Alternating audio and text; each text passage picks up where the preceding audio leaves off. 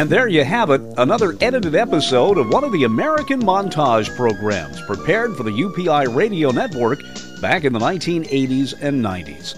I'm Dennis Daly. Thanks for listening. Thanks for going with me this week. And check YouTube for more American Montage programs. Hi, everybody, and welcome to this week's American Montage. We are coming to you from an off-ramp of Interstate 15 near Ogden, Utah. This is a busy stretch of interstate highway. It's about a half an hour north of Salt Lake City. An awful lot of traffic goes past here, but an awful lot of traffic also goes east-west through here. And to my northwest, about 25 miles, is the point where the Transcontinental Railroad was officially finished. It happened on May 10th, 1869, in a ceremony we know as the driving of the Golden Spike. In 1969, they celebrated the 100th anniversary of the driving of the Golden Spike, and an energetic fellow named Nate Mazer was put in charge of that celebration. He is very proud of the fact that he was able to organize quite a gala event. He knows the history of this area and the history of the Transcontinental Railroad inside out. He hangs out at the old train station in Ogden, which itself has been turned into a museum. It's full of history about the railroad, the Ogden and Salt Lake City area, but more than that, about the driving of the Golden Spike. And I talked to Nate about the importance of putting the nation together, binding it together, if you will, with rails of steel. It's more of a modified civic center for the moment, in that it houses the State of Utah Railroad Museum, also a natural history museum containing many artifacts associated with gems, rocks, and so on, and also a heritage antique car museum. And not a bad restaurant, I understand. Oh, it's a doggone good restaurant. The Union Grill throws its oars out a long period of time, and a good eating house. We are on historic 25th Street.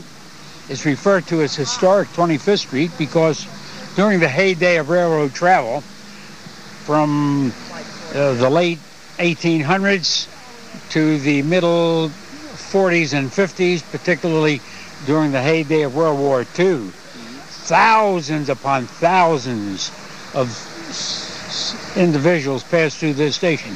It's been estimated that over 120 trains a day went through the historic Union Station that you're standing in front of. So the building has been preserved. It's in very good shape. It's open to the public at all times with with the four entities of both the Browning guns, a natural history museum, the historic antique cars, and many artifacts associated with railroad history of Ogden, Utah. Nate, is it possible to explain to young people today who are so used to high-speed interstate highways and getting on an airplane and flying across country, to explain to them how important the railroad was, not only as a form of commerce and transportation, but in tying the country together?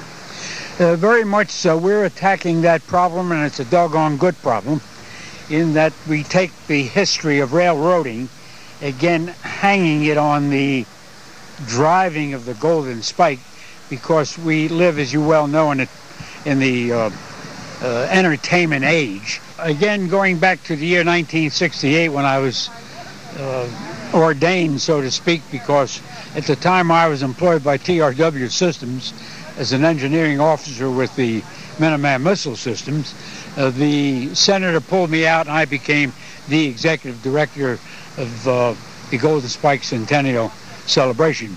So we pulled together the best methodologies employed by the Air Force in putting programs together, applied it to the Golden Spike. So in doing our history, found, of course, that there were two locomotives involved, the Jupiter and the 119, and we were able to obtain, thankfully through the Hollywood associations, two engines that Hollywood folks were using in their Wild West movies. Again, through the fine efforts of many volunteers, we were able to modify the exterior, at least, to resemble what the original 119 and the Jupiter looked like.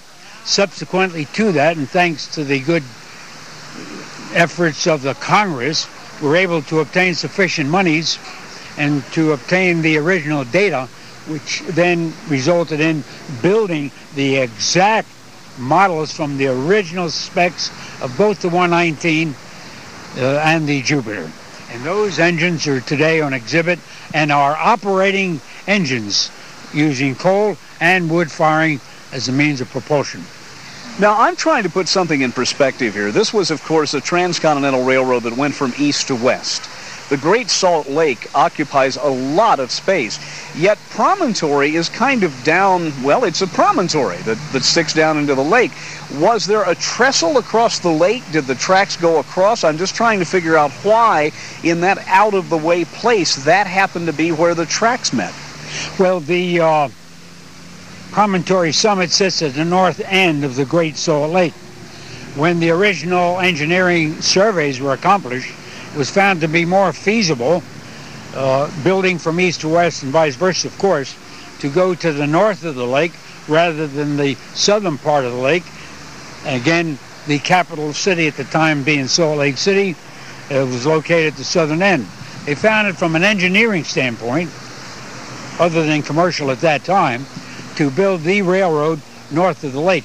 The trestles came into being around 1910, 1912 as a shortcut going across the lake, as distinct from going all the way up north and across and then down into Wells, Nevada. Now, if you wanted to get on the train, was there service in Salt Lake, or did you have to come up here to Ogden?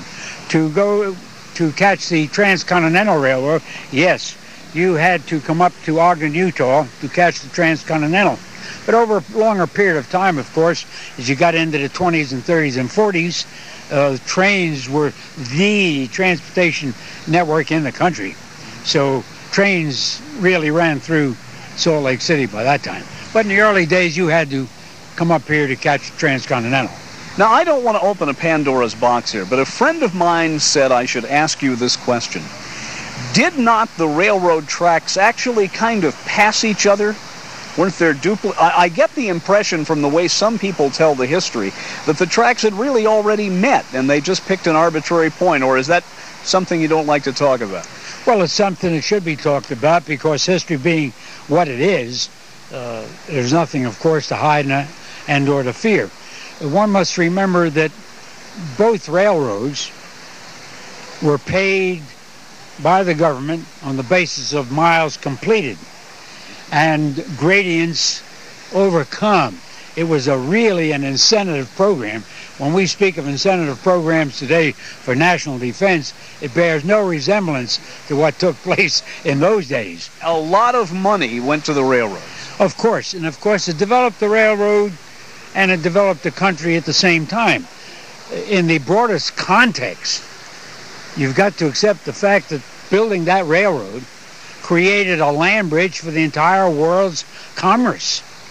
We eliminated 60 days travel by steamship from New York City going around the Cape, going all the way up to San Francisco. And no Panama Canal back then. Indeed not. The Panama Canal, of course, came on later. So 60 days of travel condensed to 7 days where the oceans physically were really joined together by a strand of railroad crossing this continent. It opened the world to commerce. We really, truly, and historically and economically became the land bridge to the world. Well, Nate, maybe someday you can fulfill the rest of your dream and make some of these train engines accessible and fire them up and let the kids have a little hands-on experience with those. We'd like to do that. And I want to thank you very much for giving me the pleasure, really, of telling you who we are and what we are trying to do.